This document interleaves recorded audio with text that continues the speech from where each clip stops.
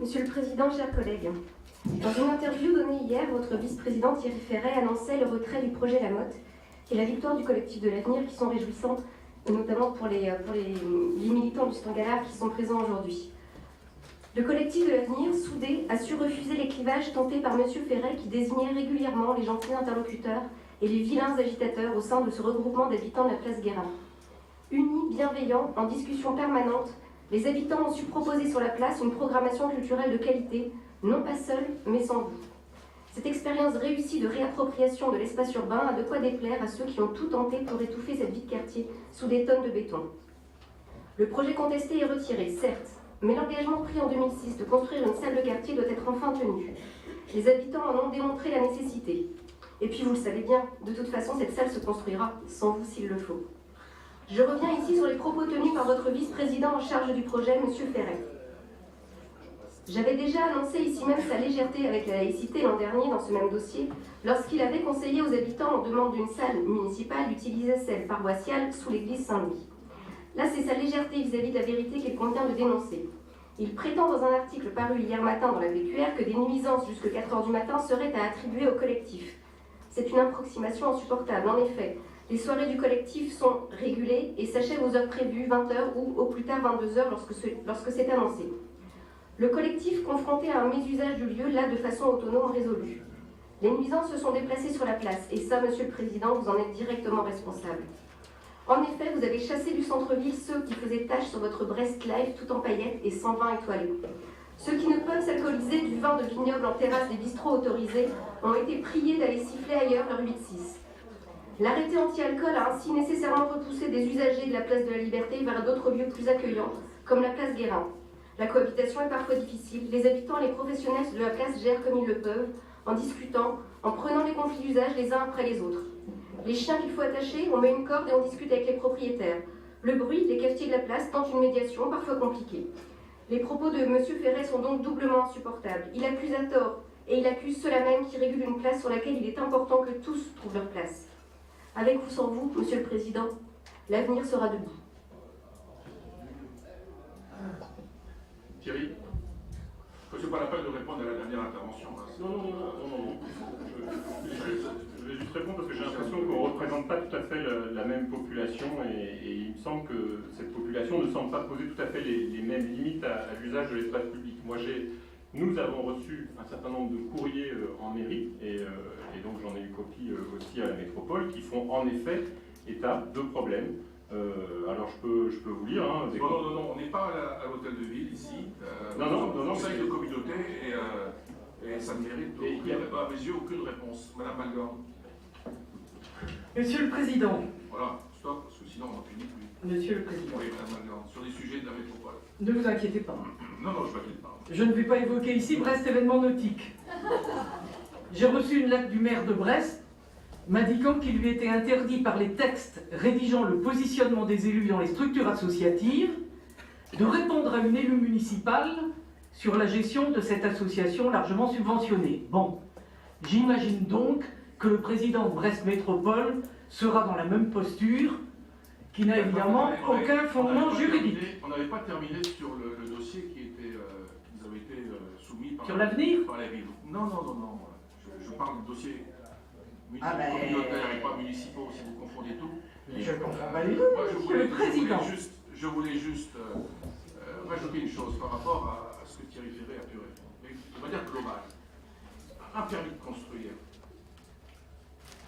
la délivrance d'un permis de construire, obéit à des règles juridiques. Ça n'est pas un pouvoir régalien. Je le dis ici de manière solennelle, ça n'est pas un pouvoir régalien. Et on l'a dit à plusieurs reprises, y compris sur d'autres sujets, aussi, sinon plus polémiques, ça obéit à des règles juridiques. Code de l'urbanisme, ça obéit aux règles que nous sommes fixées du PLU. Et donc la question qui est posée, mais Thierry Ferret y a répondu, est-ce que le projet en question respecte le code de l'urbanisme et respecte le PLU? Si la réponse est oui, et qu'on répondait non, notre responsabilité juridique serait légitimement engagée devant les tribunaux. Voilà. Madame Malgorn, vous avez la parole. Merci, Monsieur le Président. Et donc, ne vous inquiétez pas. Je vous indiquais que je n'allais pas évoquer Brest événement nautique, puisque le maire de Brest m'avait indiqué qu'il lui était interdit par les textes régissant le positionnement des élus dans les structures associatives de répondre à une élue municipale sur la gestion d'une association pourtant largement subventionnée.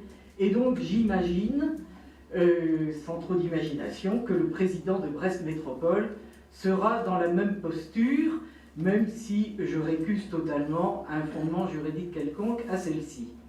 Mais alors j'ai reçu aussi une lettre d'un chef d'entreprise brestois, prestataire de cette association, qui paraît alors lui disposer d'importantes informations sur le fonctionnement interne de cette structure. Mais comme notre collègue Bruno Sifantus a été informé tout récemment qu'une réunion du conseil d'administration de l'association serait bientôt convoquée, nous pouvons donc espérer que l'ordre du jour permettra au président de l'association de répondre aux nombreuses questions pendantes. Alors ne croyez pas, Monsieur le Président, que nous soyons indifférents à un élément significatif de l'attractivité de notre métropole.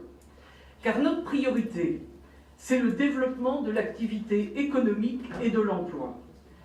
Un rapide coup d'œil au dernier numéro de Sillage, Sillage Canal Historique, donne à penser que vous avez résolu l'équation du succès s'agissant du commerce dans l'agglomération.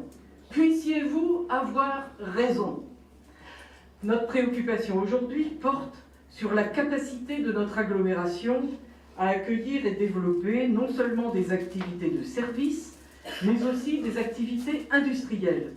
Nous pensons tous ici, bien entendu, au projet de développement de la CIL sur la zone de Lavalotte, entreprise qui illustre une agriculture et une industrie agroalimentaire bretonne, productive, compétitive, exportatrice et écologiquement responsable. Chacun connaît les vicissitudes qu'a connues ce projet, porteur d'activité et d'emploi.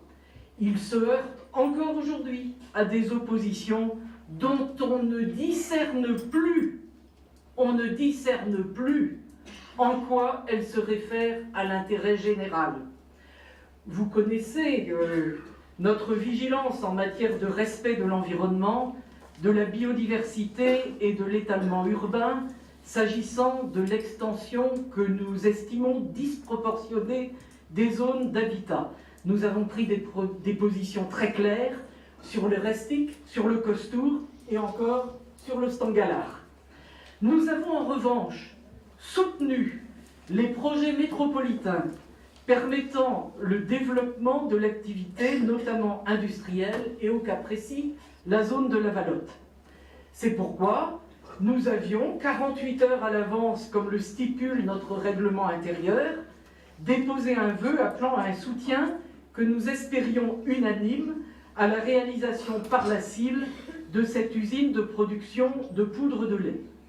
Nous avions pris soin de rédiger notre vœu dans les termes les plus consensuels pour permettre à cette unanimité de se manifester.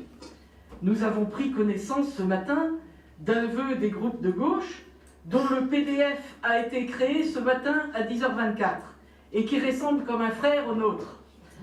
Il en diffère cependant par quelques rajouts en forme d'hymne au SCOT, à la stratégie métropolitaine, au PLU Facteur 4 et à l'action de BMA, tous sujets sur lesquels vous connaissez nos réserves.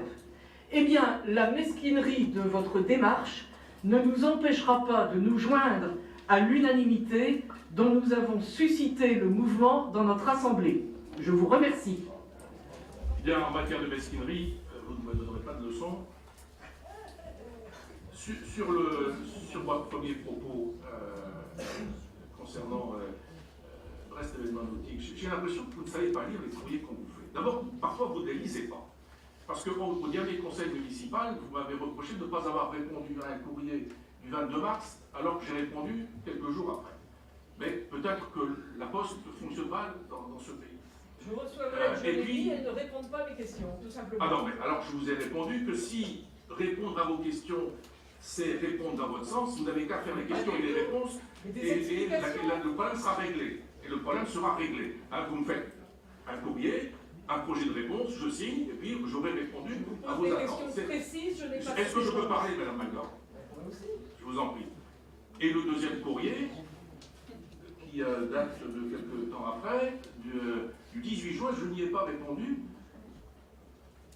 Sur la deuxième partie, pour la raison que vous avez évoquée, c'est que vous m'interrogez en tant que président de Brest Métropole, que je suis, sur des convocations à Brest Événements Nautiques. Je n'ai pas, en tant que président de Brest Métropole, à répondre sur des convocations faites ou pas faites en tant que président de Brest Événements Nautiques. Et pour la première partie, vous me disiez que vous étiez pointé à Ploumonvelin sur une réunion de ce qu'on appelle la maison commune. Mais vous n'étiez pas invité. Je n'étais pas toute seule. Vous n'étiez pas invité parce que vous Écoutez, il y a êtes... peut-être une erreur dans vos Non, secrétariats. bien sûr. Mais j'ai c'est toujours la reçu faute une des autres. invitation et je me suis pointée avec Brigitte Vous n'étiez pas invité parce que vous êtes membre d'aucun conseil d'administration de cette maison commune, donc alors vous c'est n'aviez par pas à erreur être que vous m'aviez invité. invité. J'ai Voilà. été invitée. Non, voilà. Elle était invitée aussi. Voilà, Mais on j'ai était pas- tous invités par erreur et ça j'ai n'allait pas grand-chose jouer. j'ai pas grand-chose à rajouter, sinon on va passer à l'ordre du jour. Écoutez, Pour la CIL, pour la CIL, Excusez-moi, Monsieur le Président, Madame ça. Lagarde, pour la CIL, je pense qu'il faut qu'on aboutisse Admettez. à un vœu signé en commun. Que je sache, nous avons quand même le droit de faire un vœu de défense de la CIL. On n'a pas attendu votre venue, et Gilles Fallin pourrait l'attester, pour défendre ce on dossier. discutait ensemble. Voilà. Ce sera Merci. avec agrément, je pense. En tout cas, comme je vous l'ai dit, attendez, Vous demandez la parole, madame. mais j'ai levé la main, Vous on n'avez fait pas semblant de pas parlé. me voir. Vous êtes le président, etc. Qu'est-ce que c'est? Et vous, là, on vous a donné Avec la le micro, parole? voilà. Ah bah alors, pas plus? Passe,